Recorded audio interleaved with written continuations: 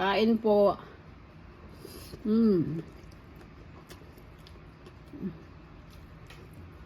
Oh.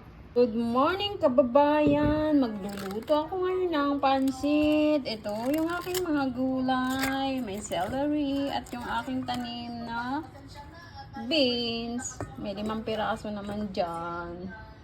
Gawa ko ng pansit ngayon. Ayan, gagawa ako ng pansit. Repolyo, carrot, beans, at saka celery.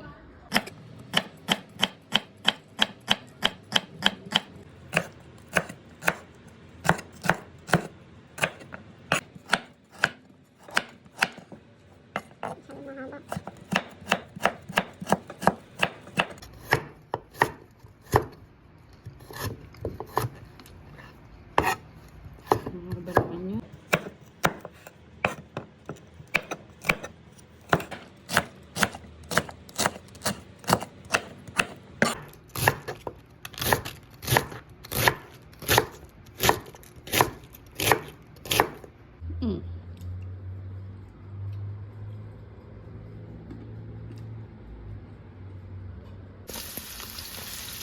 Isama po natin ang bawang at sibuyas. Lagay natin ang marinated chicken breast. Minarinate ko yan sa soy sauce, paminta at konting sugar. Ayan, gisa-gisa lamang po hanggang sa maluto ang karne. Tapos, pagkayari po yan, magisa, maluto ang karne, ilagay na natin ang gulay. Carrot at beans. Kasi medyo mas matagal maluto. Kung alin po yung mas matagal maluto, yun ang unahin nating ilagay. Tapos ngayon, ang celery. Ayan. Mga 3 minutes lang po siguro itong gulay na to. Ayan, 3 minutes lang, okay na to.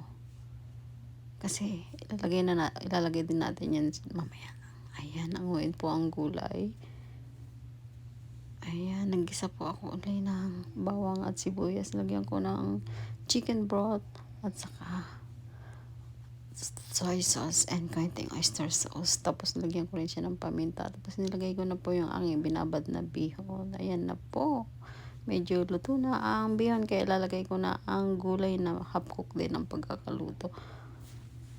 Ayan. Imimix ko na para medyo maluto pa ng konti ang gulay. Halo-haloin po. Kasi in about 5 minutes luto na itong aking pansit.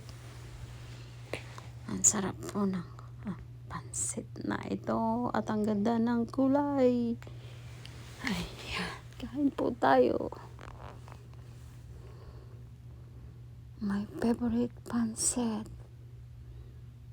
Kain po mga kapatid.